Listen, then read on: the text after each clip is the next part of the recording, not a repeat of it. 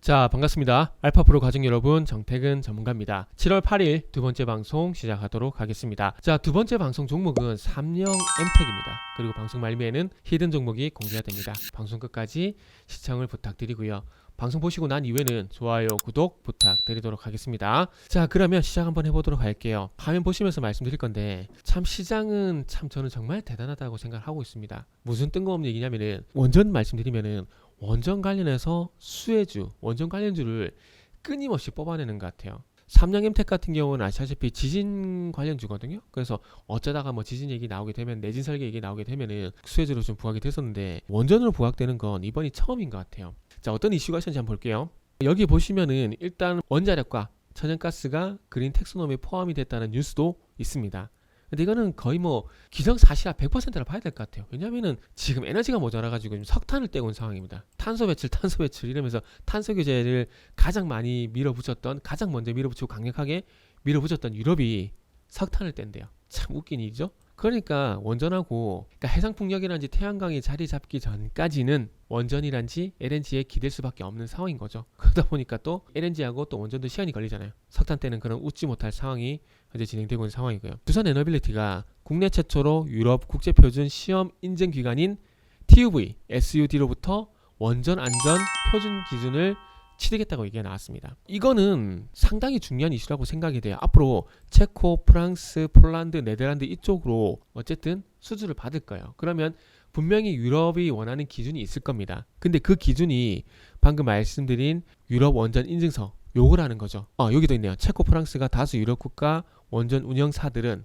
원전을 운영하는 기업들은 원전 주기기 공급의 전제 조건으로 ISO 19443 인증서를 취득하기를 요구를 합니다. 근데 이거를 취득을 받았기 때문에 두산 에너빌리티는 한전기술이 됐던 아니면 웨스팅하우스가 됐던 분명히 이제 원전 시장 진출할 수 있는 가능성은 더 높아지게 된다라는 거죠. 그리고 수주 받을 가능성도 상당히 높아진다라고 볼 수가 있고요. 어쨌든 수주 확정 소식 이게 분명히 좀 나와줘야 될 것 같아요. 원전 세이즈를 하게 되면서 계속 원전이 좋아질 것이라는 얘기가 나오고 있습니다. 이건 계속 얘기가 나오고 있는 부분들이에요. 그러나 기대감이 영원할 수는 없거든요. 그 기대감에 이어서 실제로 수주를 받게 되면서 건설을 하게 되면서 이게 매출로 반영이 되고, 그러니까 2009년도에 UAE 바라카 원전 대규모 수주를 받게 되면서 한전기술, 두산 에너빌리티 빵빵 날아갔잖아요. 지금도 마찬가지입니다. 물론 지금도 주가가 많이 날아갔어요. 그러나 여기서 주가가 좀 더 업그레이드가 되기 위해서는 수주 확정 소식이 나와야 된다는 거죠. 수주 받을 가능성은 높아요. 공동 수주든 단독 수주든 받을 가능성은 상당히 높습니다. 단지 중요한 건 수주 확정됐다는 어떤 뉴스가 나와야 되겠죠. 그래서 이런 원전 이슈가 있다 보니까 관련된 종목들이 계속 강세입니다. 최근에 지드파워라는 종목이 새롭게 또 강세거든요. 강세고 삼령엠텍 같은 경우는 원자력 발전용 터빈 관련 부품을 생산한 업체고 과거에 두산에너빌리티 그리고 현대중공업을 통해서 공급했던 이력이 있다 보니까 이것까지 끌어내서 이제 원전 관련주로 삼령엠텍을 포함을 시키는 것 같아요. 그러다 보니까 지금 화면에 보시듯이 이렇게 어저께 상한가에 진입이 됐고 오늘도 장중에 13% 급등한 흐름들이 나왔고요.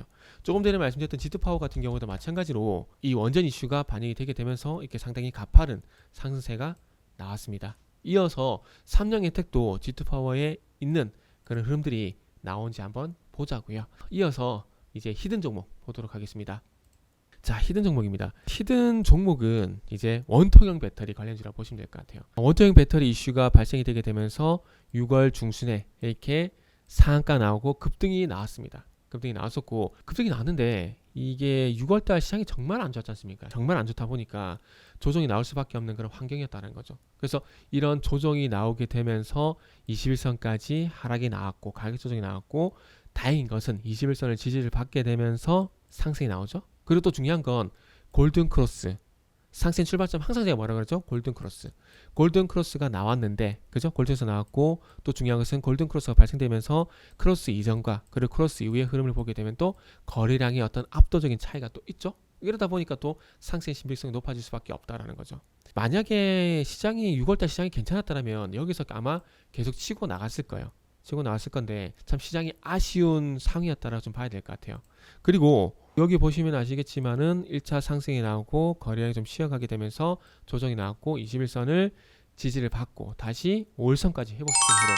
굳이 5일선이 21선을 이탈하지 않고 바로 이렇게 틀어버린 현상이 나오고 있습니다. 그래서 아마 전고점 부근인 3,600원을 돌파할 가능성이 상당히 높다고 판단됩니다. 이 회사는 삼성 SDI 쪽으로 가스켓이라는 부품을 독점적으로 공급을 하고 있는 상황이에요. 독점적으로. 그렇기 때문에 이제 시장이 좀 괜찮아지게 되면은 이런 부분들도 좀 부각이 될 가능성이 상당히 높다라는 거죠. 마지막으로 가격 분기 전가 그리고 목표 주가 한번 설정을 해보도록 하겠습니다. 자, 가격 분기 전가 목표 주가는 4,500원을 좀 잡도록 할게요. 지금 현재 주가가 3,460원인데 너무 높은 게 아닌가라는 말씀을 하실 수도 있는데 지금 뭐 흐름만 한번 타게 된다면 4,500원도 그렇게 힘들지는 않을 것 같아요. 그렇기 때문에 이 전고점 아랫부근인 4,500원을 1차 분기점과 그리고 1차 목표 주가로 일단 설정을 해서 한번 지켜보도록 하겠습니다. 이 원통형 배터리 관련돼서 수혜가 예상이 되고 있고 이미 상승 퍼포먼스를 보여준 종목입니다. 이 종목이 궁금하신 분들은 알파프로 홈페이지를 방문해 주시길 바랍니다.